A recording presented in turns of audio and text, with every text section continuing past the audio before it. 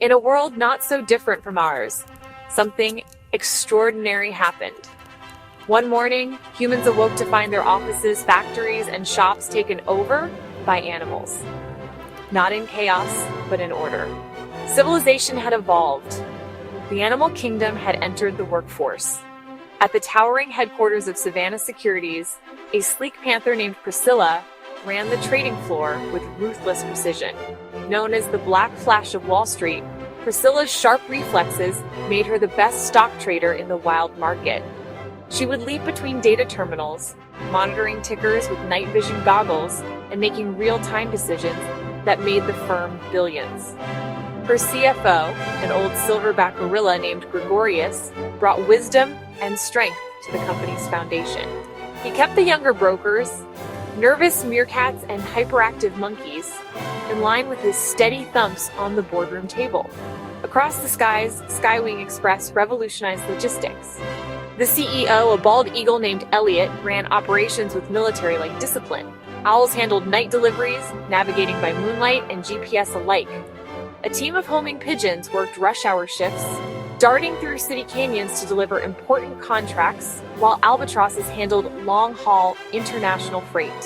In the distribution warehouse, elephants were in charge of lifting and sorting packages. With their trunks and memories, nothing ever got lost. Deep in the redwood forests, Iron Paw Industries clanged with industry. Bears in safety helmets operated furnaces and forges, building everything from metal furniture to aircraft parts. Bruno, a massive Kodiak bear, was the lead engineer. He used his enormous paws for welding and his mind for solving complex mechanical problems. Ant colonies managed micro-assembly lines with absolute synchronization, producing electronic components so small only they could handle them. Termites worked with them, crafting biodegradable housing materials from recycled wood.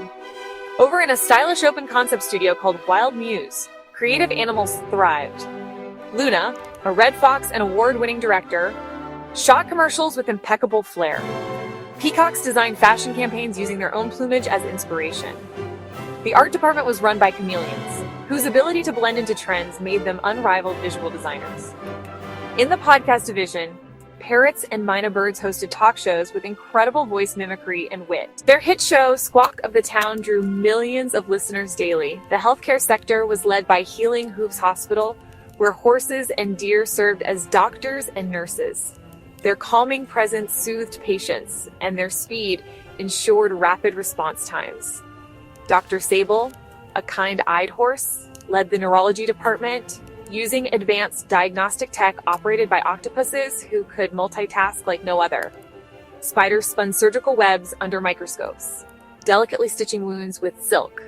Dolphins were trained as aquatic therapists, their sonar skills perfect for underwater diagnostics in marine patient units. In the leafy halls of Knowledge Grove University, orangutans taught philosophy, their long lives and deep stares making them perfect for pondering meaning. A snowy owl named Professor Winifred taught physics, flapping her wings to illustrate Bernoulli's principle.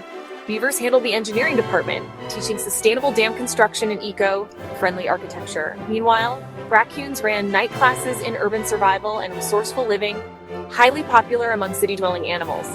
Claw and Order LLP, the top animal-run law firm, was headed by a sharp-tongued badger named Barnaby.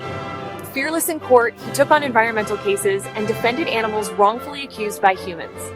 Owls presided over the courts, balancing logic and emotion. Snakes served as investigators, slithering through tight spaces to uncover hidden evidence. Crows acted as messengers and file clerks, collecting and delivering confidential information with astonishing accuracy. With animals managing the world's industries, harmony surprisingly flourished. Traffic flowed more smoothly with zebra crossings monitored by literal zebras. Garbage collection was revolutionized by boars and raccoons, who repurposed almost everything. Eco-consciousness became second nature. Humans, at first bewildered, gradually found joy working alongside their new colleagues. They adapted, learning teamwork from wolves, patience from turtles, and creativity from octopuses. Together, they built a world not ruled by humans or animals, but shared by both. Moral of the story: each creature, big or small, furred or feathered, has a unique gift. When we acknowledge our differences and work together, even the wildest dreams can thrive.